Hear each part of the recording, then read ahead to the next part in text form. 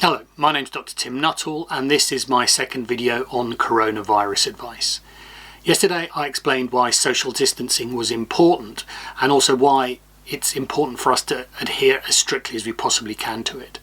Today I'm going to talk about what this means actually on a daily basis and explain a few other reasons why it is so important. The question I'm getting asked again and again is that if it's only affecting old people, why do we all have to stay in? It's a very valid point, but unfortunately it's missing the point. The majority of deaths are in the older age group, 85% being over 70. But with large numbers of this group catching this very contagious virus, and with a death rate to them of 10 to 20%, we are looking at cataclysmic numbers of people being sick and dying. The knock-on effect of this is overwhelming the health service that's caring for them, plus the effects on non-COVID-19 patients. People are right, the young currently are not dying, but they're not staying out of hospital. 40% of admissions are under 55. And these are often ending up in intensive care, where their lives are literally being saved by the treatment that they currently can receive. With large numbers in our hospitals, this may not be a given, and we may start to see increasing numbers of young people dying. If you have COVID-19 symptoms or come into contact with someone who has had the virus or in a group that is at high risk, you are not social distancing. In this case, you're self-isolating.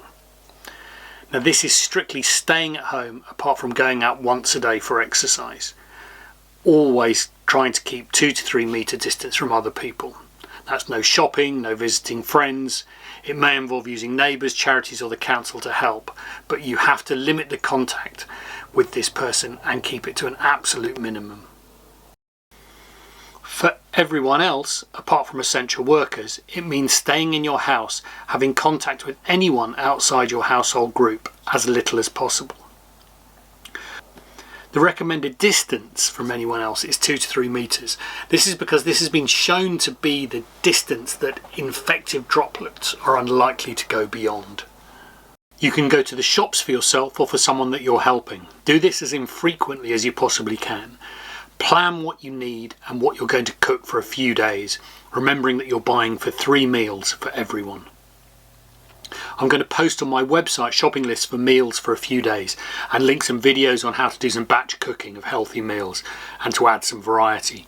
Remember, it's really important to stay healthy and not to overeat at this time with sugary, processed or fatty foods. Importantly, along with eating well, you're allowed and encouraged to go outside for one form of exercise per day. This can be a run, a walk or a cycle, whatever you like.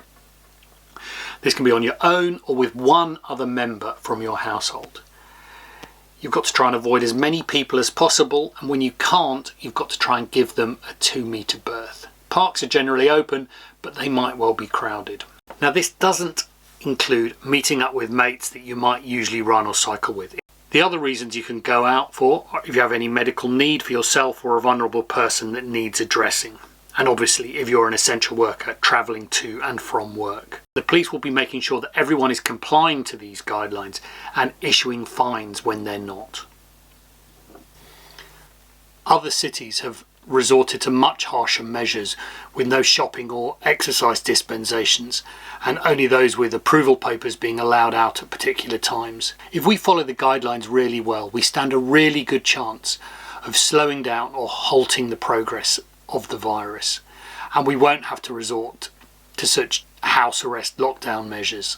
I'll post another video tomorrow. Any suggestions, please stick them in the comments box, and if you want to be reminded of when I post another video, please hit the subscribe and notification button. So for now and for all of us, please stay well. See you tomorrow.